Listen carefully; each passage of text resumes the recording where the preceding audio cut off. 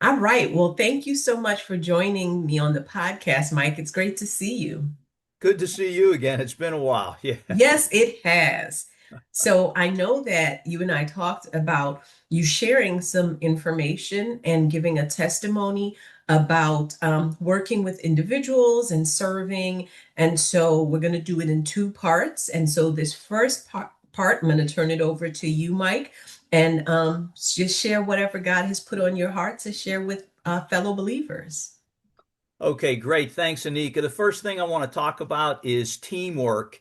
And I like to use the word team to give everybody an important couple points about teamwork. So when I say team, the T stands for together, the E stands for everyone, the A stands for achieves, and the M stands for more. Now, let me give you a quick little snippet of each of those. So, together, for the T in team, when we think of what Christ says in John chapter 10 and verse 30, he says that I and my Father are one. And later in John, he says he wants us to be one like him and the Father are one. Number two, when I say everyone, again, another Christian concept comes to mind, Galatians 3:28. There's neither Jew nor Greek, male nor female, slave nor free. And what we're getting there is the fact that everyone plays a part in the team. Even the person who can't do as much as, let's say, the team captain, that other person still matters. And I can remember in my church setting, in one particular church setting, we had people with mental illness there who added to the team by us helping them. But also, let me give you a quick example. One of the guys was manic depressive. He was giving all these ideas every week over and over, and people were getting frustrated with it. But what I realized was, oh my goodness, if we look at all these ideas, this one was pretty good. That one was pretty good. And so rather than get frustrated, let's have someone deal with all those ideas who's patient. And that way the team is operating based upon all the strengths and weaknesses of everyone else. The A, the third thing in team, achieves. Every team has to have an ultimate goal. Every team has to have objectives. Every team has to have a plan that you follow. God has a strategic plan that He's playing out through human history. So, once again, we're in line here with what God is doing.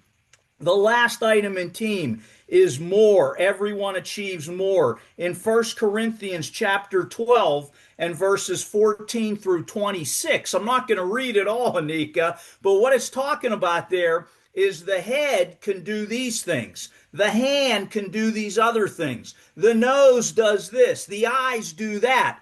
But all together, they do so much more when they're all together. If they were separated, they would be limited in achieving any goals. They couldn't do what they can do together. So, again, in a team environment, team mindset, you're all going to achieve more if you're bringing everyone together, using those strengths and weaknesses, and building on what the goals and outcomes are that you want for your team. So, to sum it all up, once again, team, together, everyone achieves more. And when we think of God and His plan, the teamwork between the Father and the Son, and then what they want us to be a part of, that concept is there.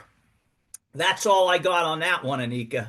Thank you so much, Mike. That's so important for us to remember. And I like the testimony that you gave about the fellowship, where you had to identify the strengths as well as the challenges that different people brought, because the Bible tells us that the body of Christ has many members, and God created us different for a reason. So it is important for us to identify strengths, identify challenges, and also recognize that what we may see as challenges, God may have created because it has a purpose. It's not for us to try to change each other, but for us to appreciate that God put us together. So thank you so much, Mike.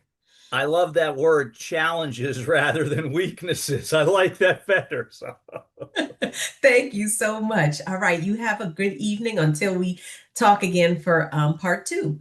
thank you.